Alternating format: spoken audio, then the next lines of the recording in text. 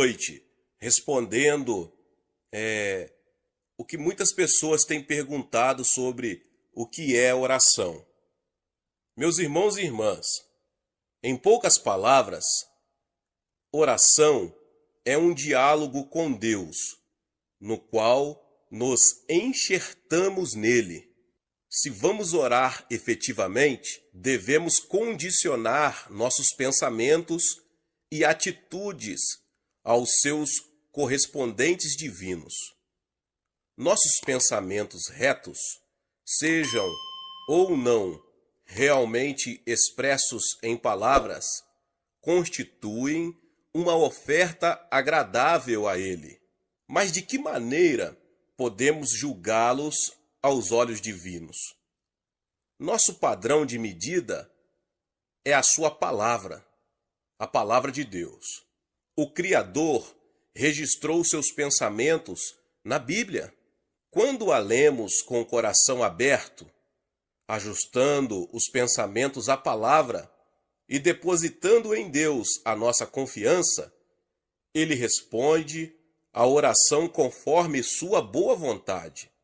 Jesus deu-nos esta maneira de pedir-lhe como o mais importante resumo da palavra.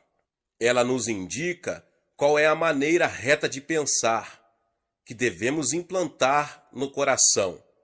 Deus se torna nosso Pai. Seu reino vem ao nosso coração, à nossa vida e a este mundo. Deus satisfaz todas as nossas necessidades diárias. Ele nos livra do mal e não nos deixa cair em tentação. Perdoa nossos pecados e nos livra do mal. Jesus orou o que se tornou conhecido como a oração do Senhor, em resposta ao pedido dos discípulos que desejavam receber uma lição sobre a maneira de orar. E os pontos que Jesus abrangeu são significativos como modelo para nossos próprios pensamentos em relação a Deus. Logo no início, Jesus ensinou com clareza os fundamentos da atitude própria que deveríamos ter para com Deus. Pai nosso que estás nos céus. O Pai é aquele a quem podemos confiar, por intermédio dos nossos pensamentos retos, o mais ardente desejo do nosso coração. Somente Ele pode ouvir a nossa oração e dar-lhe resposta. Deus está à espera de que tenhamos os seus próprios pensamentos. Vejamos o que a palavra diz a respeito de nosso Pai que estás nos céus. Na ocasião em que eu dirigia uma cruzada evangelística nos Estados Unidos, recebi uma carta de uma mulher divorciada que mencionava as dificuldades de criar filhos sem a presença de um pai. Enquanto eu lia a carta, veio-me a lembrança o quanto é importante a participação paterna na educação dos filhos. Ao ensinar, Jesus se referia a Deus como Pai, tendo feito isso 17 vezes só no Sermão do Monte. Por que é que Jesus nos ordenou chamar ao Senhor de Pai?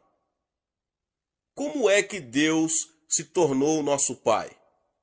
No princípio, Deus criou Adão e Eva como seus filhos. Ele os criou segundo sua própria imagem e soprou neles o fôlego de vida, ou o Espírito. Por causa de sua imagem e Espírito divinos, os pensamentos e o caráter de Adão e Eva eram exatamente iguais aos do Criador. Como um pai sabia o que se passava na mente do filho, e o filho sabia o que se passava na mente do pai.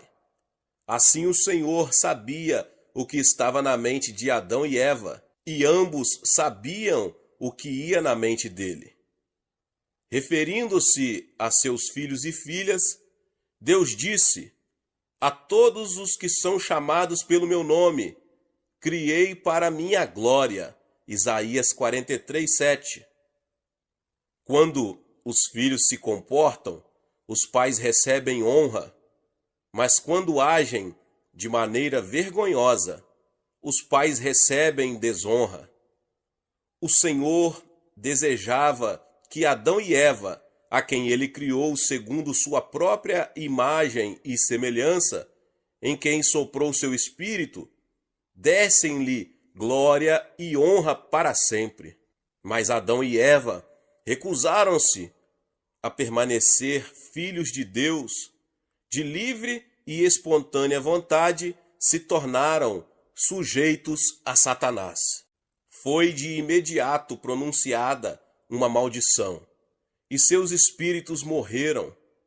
Em Ezequiel 18:4, Deus disse: pois todas as almas são minhas, como a alma do Pai, também a alma do Filho é minha. A alma que pecar, essa morrerá. Adão e Eva, cujos espíritos haviam morrido por causa do pecado, já não podiam dialogar com o Criador, nem agradar-lhe, nem glorificá-lo. A imagem divina não mais se encontrava na humanidade decaída. Mas Deus não desistiu por seu amor. É necessário haver mais de uma pessoa para o amor funcionar. O amor só é possível quando alguém é amado por outro. O Pai é aquele que ama. Jesus é o amado. E o Espírito Santo é quem comunica esse sentimento. Assim, Deus faz a Trindade completa em amor. E Ele sempre deseja amar de forma transbordante a tantos filhos quantos possível. Jesus expressou esse pensamento quando disse: Jerusalém, Jerusalém, que mata os profetas e apedrejas os que te são enviados, quantas vezes quis eu ajuntar os teus filhos, como a galinha ajunta os seus pintinhos debaixo das asas, e tu não quiseste. Mateus 23:37. Tal amor divino levou Deus a vestir Adão e Eva com a pele de um animal que ele havia matado. O derramamento deste sangue prefigurava a disposição do Senhor de perdoar e cobrir os pecados e transgressões da humanidade, levando seu santo Filho a morrer no madeiro maldito, a cruz. No transcurso dos 4.000 anos do Antigo Testamento, Deus prometeu e confirmou repetidas vezes que enviaria Cristo. Desde a queda de Adão, nenhum ser humano poderia aparecer perante o Senhor na condição de justo. Qualquer ato de justiça humana tem falhado em libertar do pecado a humanidade. Porém, devido ao ardente amor de Deus de fazer-nos de novo seus filhos e tornar-se nosso Pai, Ele enviou o seu Filho a este mundo para morrer como o eterno Cordeiro de expiação. Uma vez que o espírito da raça humana estava morto por causa da queda, a humanidade não passava de pó. Mas Jesus voluntariamente morreu para cumprir o amor divino e comunicar a pré-ordenada graça de Deus. Qual foi a vontade divina que Jesus cumpriu ao morrer, preferindo sua última palavra? Está consumado. João 19:30. O próprio Jesus respondeu à pergunta: pois a vontade de meu Pai é que todo aquele que vê o Filho e nele crê tenha a vida eterna, e eu o ressuscitarei no último dia. João 6:40. Que é, pois, a vida eterna? É a vida eterna que Deus dá. Foi a vida que Adão e Eva receberam do Criador antes de caírem no pecado. Na noite anterior a seu julgamento e morte, Jesus disse: Ora, a vida eterna é esta, que conheçam a ti, o único Deus verdadeiro, e a Jesus Cristo, a quem enviaste. João 17:3. Quando cremos em Jesus como Messias ou nosso Salvador, temos a vida eterna.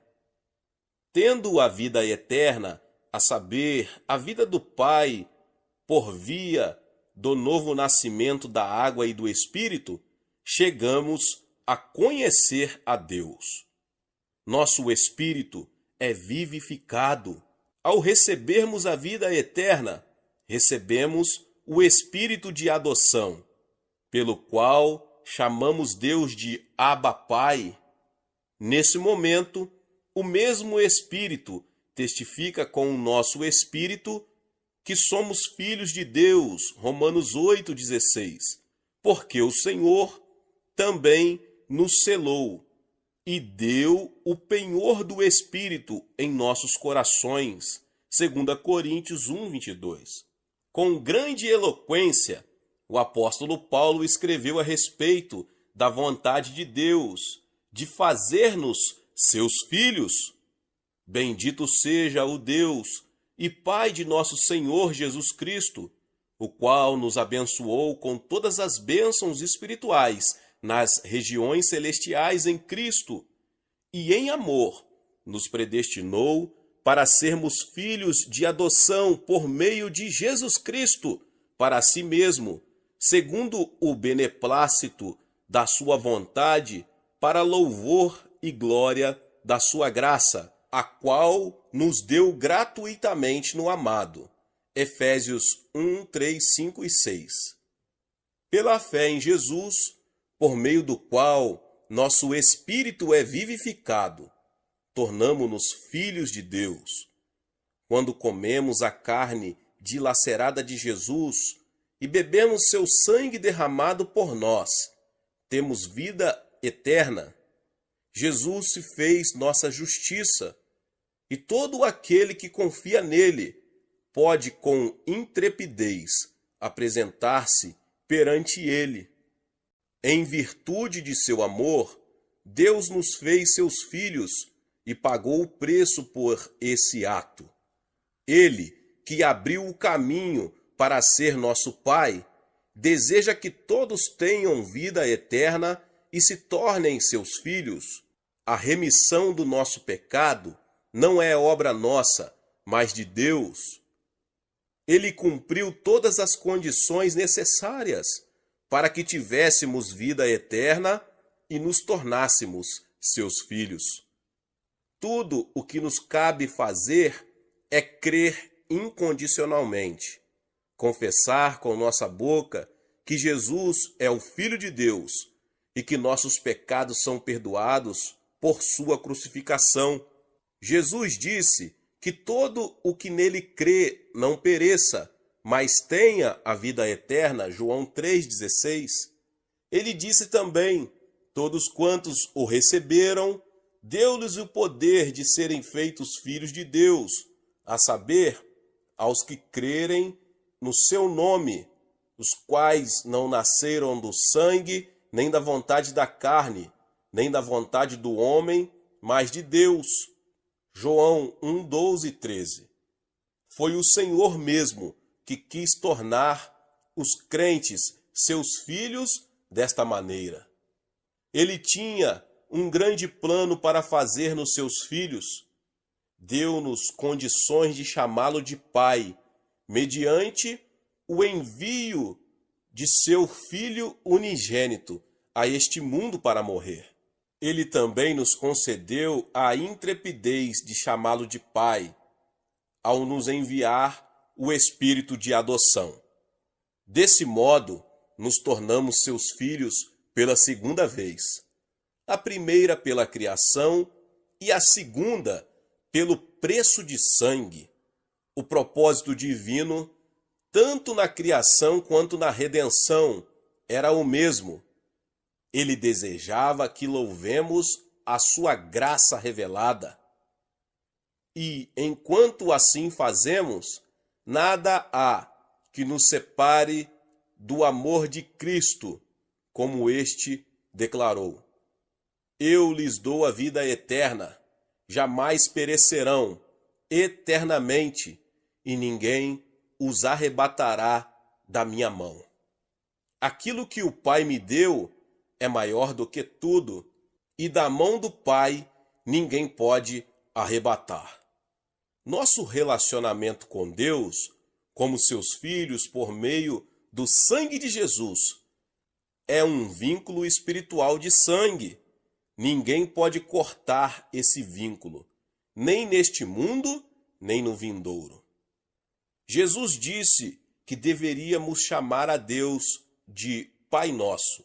Os pensamentos que devemos ter ao nos dirigirmos a Ele desse modo são: ao pensarmos nele como nosso Pai, devemos sempre ter em mente o precioso sangue de Jesus.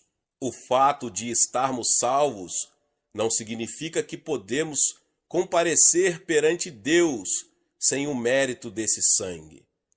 O cântico com o qual louvaremos ao Senhor para sempre relaciona-se com o poder do sangue.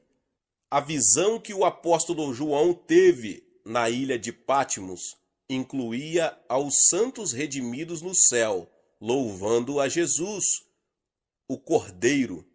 Digno és de tomar o livro e de abrir-lhe os selos, porque foste morto, e com o teu sangue compraste para Deus os que procedem de toda a tribo, língua, povo e nação, e para o nosso Deus o constituíste reino e sacerdotes, e reinarão sobre a terra.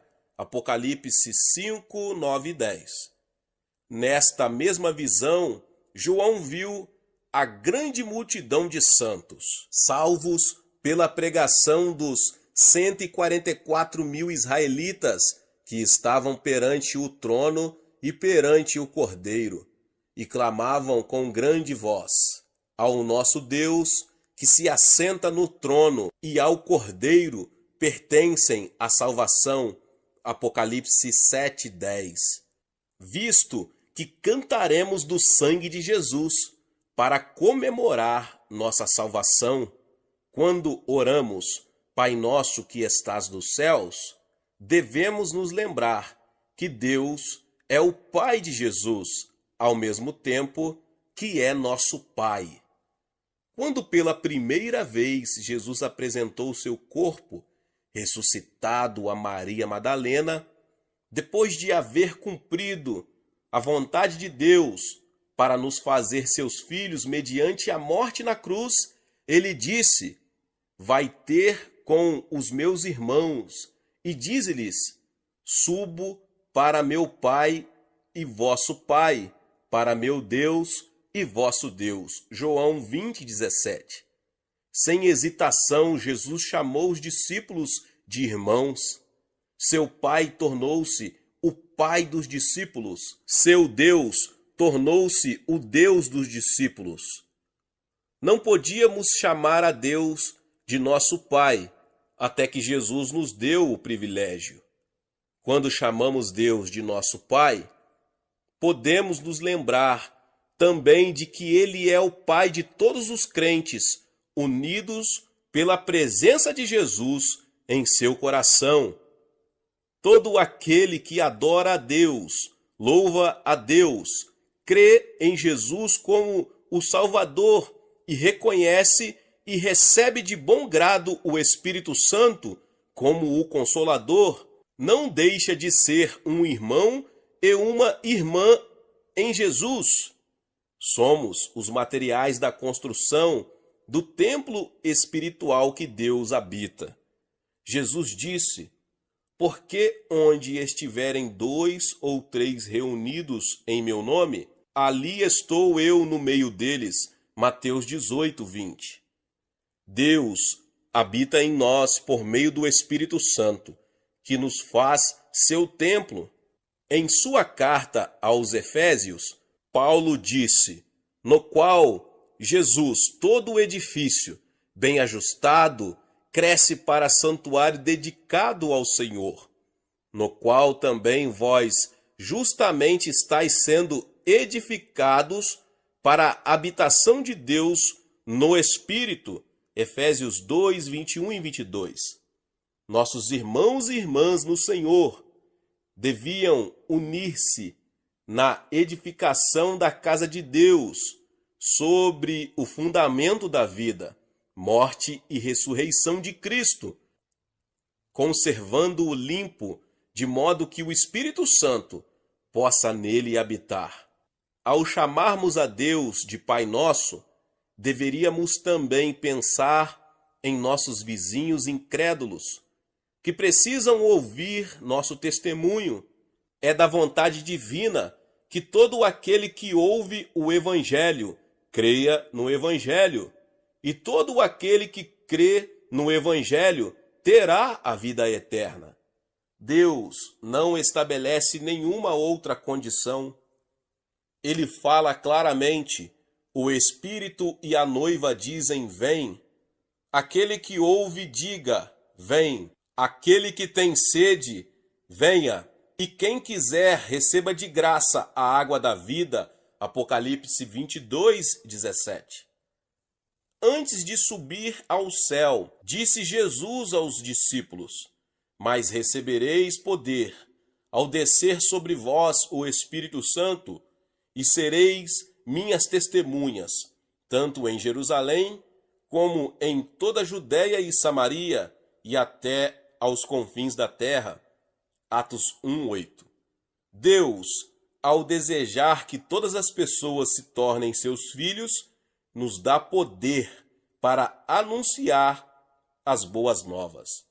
Quando falamos com nosso Pai, devemos ter pensamentos corretos acerca de onde Ele está. Devemos abandonar a noção de que Ele está num lugar vagamente definido, distante, e substituir esse pensamento por um quadro específico do lugar onde Ele habita, quer em termos de espaço, quer em termos de tempo. Ele diz em Isaías 43:10 que deseja que o conheçamos nos mínimos detalhes. Por isso, consideremos o que sabemos acerca de sua habitação e de seu ser. Mas muitos perguntam: onde está Deus?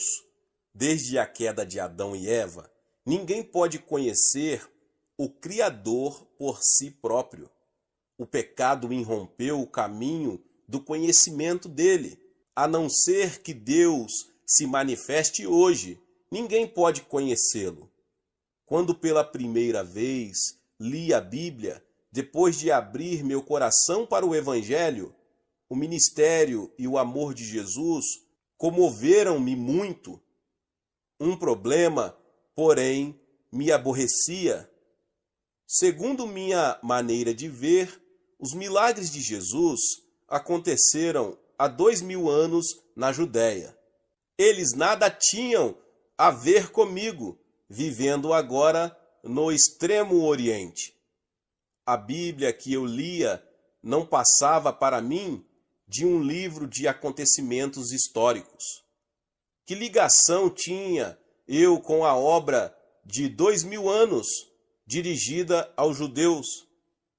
Pergunta após pergunta surgiam e me confundiam, mas eu continuava lendo, com o intuito de encontrar uma resposta que afastasse as minhas dúvidas.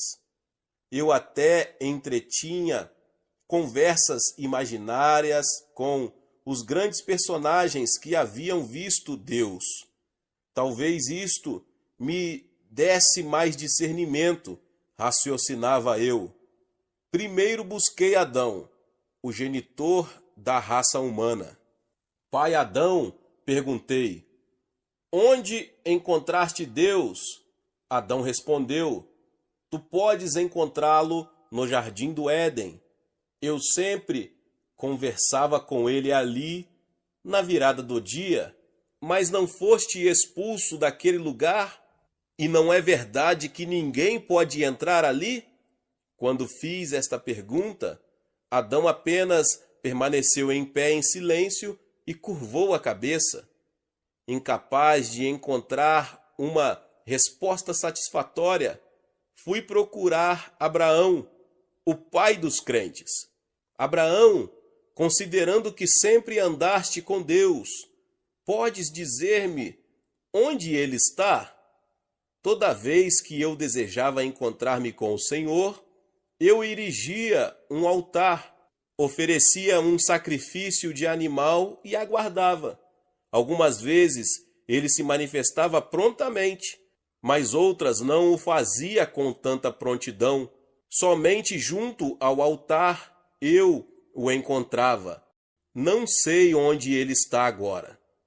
Então me dirigi a Moisés, o grande servo do Senhor, que obedeceu a Deus e livrou os israelitas do Egito. Moisés, não te encontraste com o Altíssimo numa chama de fogo, num arbusto, no monte Horebe? E também não encontraste com ele no alto do monte Sinai? Certamente podes dizer-me onde ele está. Deus habitava no tabernáculo que havíamos construído. Eu sempre o encontrava diante do propiciatório no tabernáculo, mas não sei onde ele está agora. Ainda insatisfeito, fui ao rei Salomão. Rei Salomão, tu construíste o templo onde o Senhor habitaria. Nesse caso, pode dizer-me onde ele está agora? Claro que Deus habitava no templo que construí. As pessoas sempre iam orar ali e recebiam respostas, mesmo quando se encontravam em país estranho. Elas recebiam respostas se orarem com o rosto voltado para o templo. Ó rei, mas o templo não caiu há 2600 anos durante a invasão da Síria e da Babilônia? Incapaz de receber uma resposta definida do rei Salomão também, procurei João Batista. João, onde está o Deus que você encontrou? Eis o Cordeiro de Deus, que tira o pecado do mundo. Respondeu ele. Deus está em Jesus. Sentindo o coração agitar-se, comecei a leitura dos evangelhos de Mateus a Marcos, de Lucas a João. Então me ajoelhei humildemente perante Jesus e pedi, Jesus, faze-me saber onde Deus está agora. Com a ajuda do Espírito Santo, li a passagem que foi escrita como uma resposta àquela pergunta. Respondeu-lhe Jesus, eu sou o caminho e a verdade e a vida. Ninguém vem ao Pai senão por mim. Se vós me tivesseis conhecido, conheceríeis também a meu Pai. Desde agora o conheceis e tendes visto. Respondeu-lhe Filipe, Senhor, mostra-nos o Pai, e isso nos basta. Disse-lhe Jesus, Filipe, há tanto tempo estou convosco, e não me tens conhecido? Quem me vê a mim, vê o Pai. Como dizes tu, mostra-nos o Pai? Não crês que eu estou no Pai e que o Pai está em mim? As palavras que eu vos digo, não as digo por mim mesmo, mas o Pai que permanece em mim faz as suas obras. Crede-me que estou no Pai, e o Pai em mim.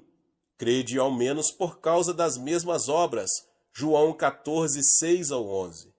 Quando ouvi a voz de Jesus, através desta passagem, a luz da verdade começou a brilhar em meu coração, e as nuvens da dúvida começaram a dissipar-se. Mas eu não estava completamente livre da dúvida. Perguntei de novo, Senhor Jesus, quando estiveste neste mundo, as pessoas se encontravam com o Pai e viam suas obras por teu intermédio. Mas desde que foste crucificado, morto e ressuscitaste e subiste ao céu, não podemos encontrar Deus. Onde ele está neste momento, agora? Jesus respondeu-me, trazendo-me à mente e ao coração outro trecho da Escritura.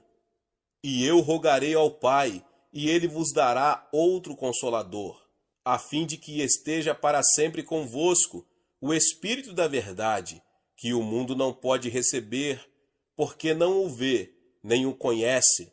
Vós o conheceis, porque ele habita convosco e estará em vós. Não vos deixarei órfãos, voltarei para vós outros. Ainda por um pouco, e o mundo não me verá mais. Vós, porém, me vereis, porque eu vivo, vós também vivereis. Naquele dia, vós conhecereis que eu estou em meu Pai, e vós em mim, e eu em vós. João 14, 16 ao 20. Esta palavra de Jesus me levou instantaneamente à luz, porque por meio dela aprendi que quando eu havia recebido a Jesus em meu coração como Salvador, o Pai e seu Filho tinham ambos vindo a mim por intermédio do Espírito Santo. Daquele momento em diante, resolutamente resisti à tentação do diabo. Deus, em meu coração, dispersou as nuvens da dúvida. Como disse Jesus, se alguém me ama, guardará a minha palavra, e meu Pai o amará, e viveremos para ele, e faremos nele morada. João 14, 23. Os apóstolos acentuaram repetidas vezes que o Senhor está conosco. Se perguntássemos ao apóstolo Paulo onde está Deus, ele provavelmente diria: não sabeis que sois santuário de Deus e que o Espírito de Deus habita em vós?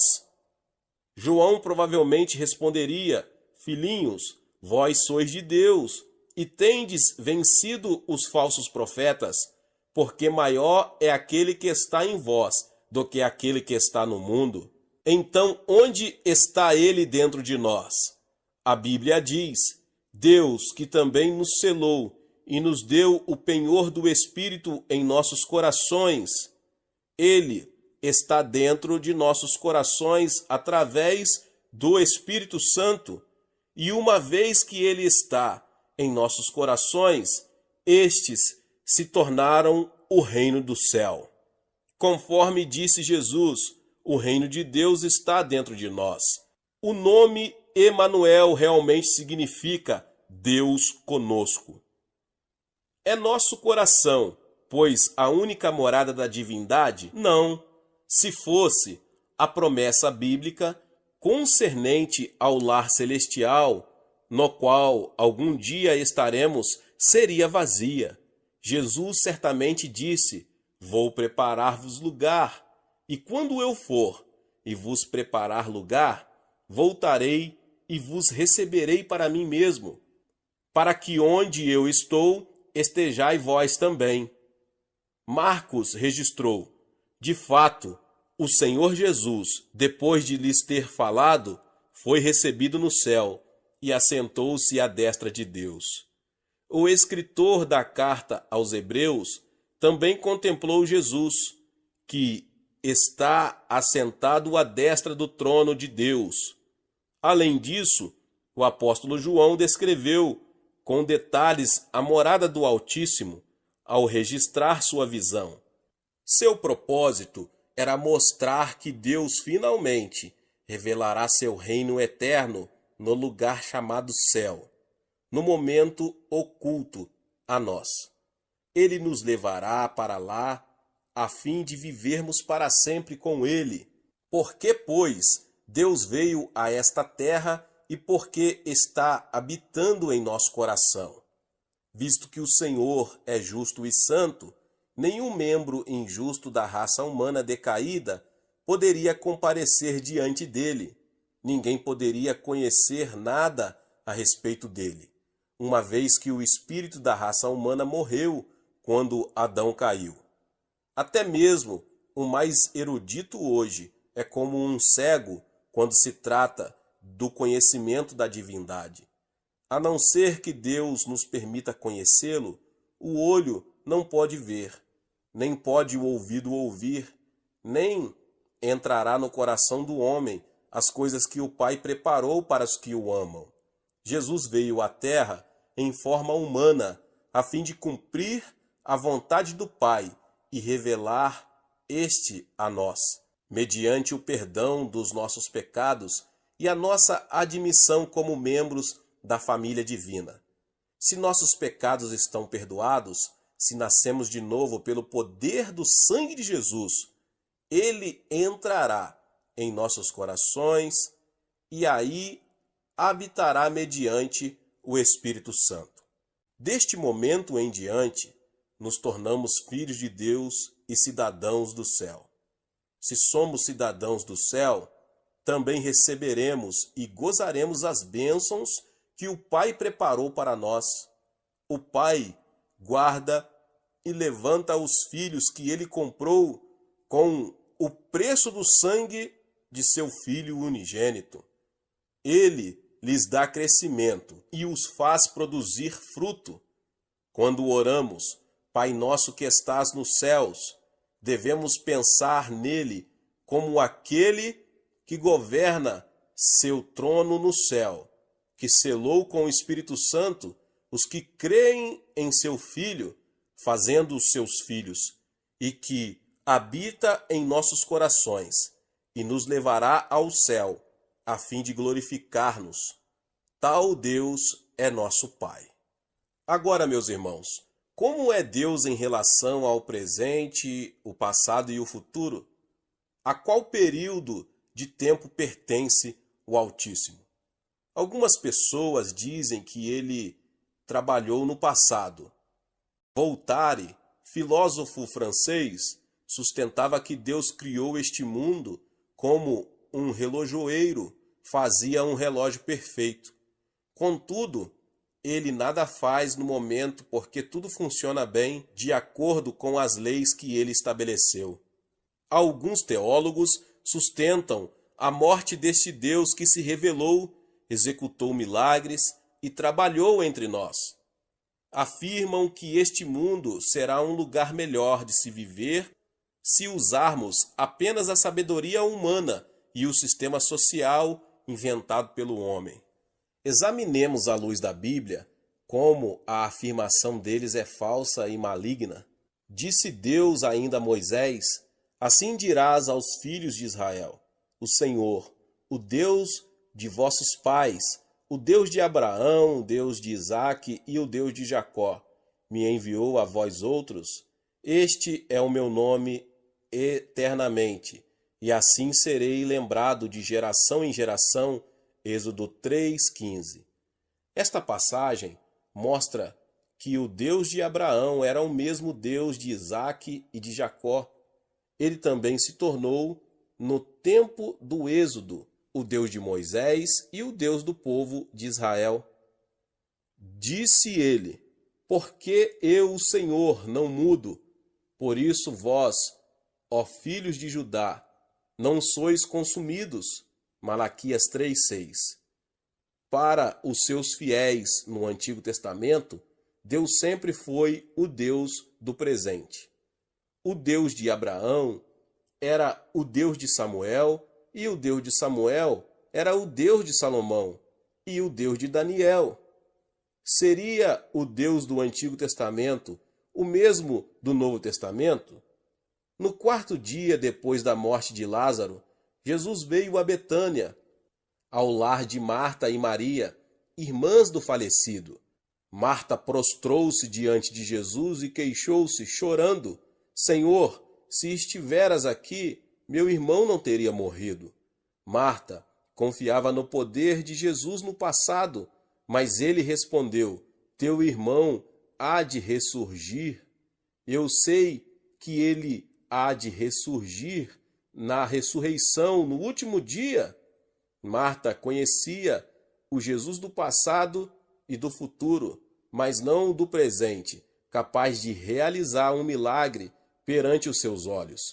Jesus suspirou e disse: Eu sou a ressurreição e a vida. Quem crê em mim, ainda que morra, viverá. E todo aquele que vive e crê em mim não morrerá eternamente. Crês isto? João 11, 21 ao 26. O Deus a quem chamamos de nosso Pai é Senhor do passado e do presente. Ele criou este mundo e o sustenta por seu poder, operando diariamente, segundo a sua vontade. Mas ele é também o Deus do futuro. Jesus, pouco antes de subir ao céu e apresentar-se à destra de seu Pai, disse aos seus discípulos: E eis que estou convosco todos os dias, até a consumação do século. Mateus 28, 20.